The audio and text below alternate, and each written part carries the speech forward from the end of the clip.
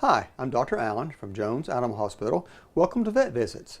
Today we're going to talk about a problem that I see all too commonly in my practice, and that's dogs and cats whose weight has started to creep up as they've gotten some age on them. Just like us, many times as the years go by, our abdomens tend to swell, and just like trees get bigger, more rings as they age, so our dogs and cats and we, kind of expand around our bellies. And dogs and cats can have the same sorts of problems due to obesity that people do. And there's things that you can do to help prevent that from happening in the first place and help to remedy that if you realize that Fluffy or Smokey or whatever your pet might be has gotten a little bit extra weight carrying around there. And obesity in pets lead to the same sorts of things as people, as I mentioned a moment ago. They don't move as well, they're not getting up and down as well, they're having trouble getting up and down off the bed and off the couch. It predisposes them to problems with their heart, diabetes, pancreatitis, any number of things that can be a problem. So let's talk just a little bit about how you feed your pet and some things you can do to help manage their weight. The very first thing is to measure their food. Now that may sound like a very obvious thing, but a lot of us just through the years have just dumped the bowl full, and that's how we feed our pets. It gets empty, we fill it up again. So the very first thing is to begin to measure the food so you can put a number to it and put in a specific amount each day.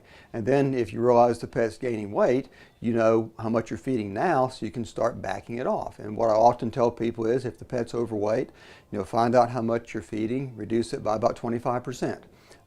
Weigh them again in about a month to see where you are. If they're losing weight, great. If they're not, back it off another 25%. And it's funny sometimes how far you have to reduce their food before they begin to lose weight. But getting down to a lean, healthy body weight is very, very important. Now there's two parts to the equation, calories going in and calories going out. So by measuring and monitoring and controlling the food, you're helping with the calories going in portion of that formula. Calories going out is affected by exercise, same as with us. And you probably can't have your dog swim laps in the pool or run on the treadmill, but you can take it for a walk. And just a regular walk. It doesn't have to be a 10-mile hike. Just a walk around the block on a regular basis. And regular basis is a key ingredient to that. Not just, I walk it on Sunday afternoon, but 3 or 4 times a week or daily is even better. Go for a 15 or 20-minute walk with the dog. It's good for you and it's good for your dog. But increasing the calories going out and decreasing the calories going in, it's amazing sometimes how much difference you can see, and sometimes in a fairly short period of time. When I've had clients who really took me seriously and actually did the work and stuck with it and got their animals to lose down to a lean body weight, they're always amazed at how much better they feel. They often will come back and say, I think you took 5 years off that dog's life. It's doing things now it hadn't done for years. And I always just assumed it was getting old, but really it was just getting fat. And the same thing applies to dogs and us. Getting down to a lean body weight, makes them feel better, give them more energy, and will prolong their life. So those are really important things. Now, cats get overweight too. Now, cats are a little harder to deal with because cats are used to eating all day long. If you try to feed a cat a small portion in the morning, a small portion at night, they're going to worry you to death all day.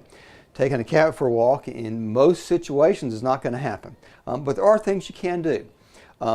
Cats tend to be small meal eaters and grazers through the course of the day. I've had people tell me cats like mouse-sized meals. And if you think about cats and where they come from historically, mouse-sized meals is what they're used to.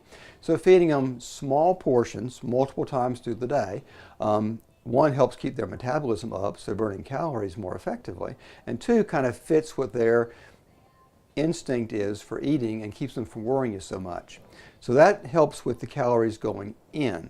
Calories going out, laser pointers are great with cats. Cats will chase a laser pointer dot all over the place. Try not to run up the wall and up the ceiling with it. But that's great. They'll go and chase that and they increase their exercise. Some people make cats work for their food. Instead of having their food in a bowl, they'll take and have the cat's food one at a time, and they'll throw it, and the cat will run get that piece and eat it, and then come look around and throw another piece, and the cat will run and get that. So the cat's getting exercise, you're getting to play with the cat, you're usually reducing their food intake, and you're increasing their exercise. Those sorts of things work well. Putting food in various locations around the house, hiding it, making the cat work for it, having some vertical space for the cats to climb to and putting the food up there. Doing things like that really helps to increase the cat's exercise, which helps increase calories out, which helps the cat to lose weight. Weight loss doesn't just happen bam overnight. Weight loss always creeps up on them. So knowing what your animal weighs as a young puppy or kitten, watching their weight through the years, typically when they're spayed or neutered, they're mature. So that's maybe kind of a benchmark weight. Most of them will gain a little bit of weight after that, but then kind of leave that as your benchmark and monitor their weight. And then gently watch the food intake, keep them at a good lean weight, maintain exercise. That's good for a whole lot of things: their digestion, their musculoskeletal system, their body weight, their heart. Exercise is good for lots and lots of things. By doing these things, you'll keep your pet, dog and cat, healthier longer, get to enjoy them longer, which that's all of our goal, and help them to feel better. I hope these have been some useful hints. Thank you for visiting with us on Vet Visits. Have a good evening.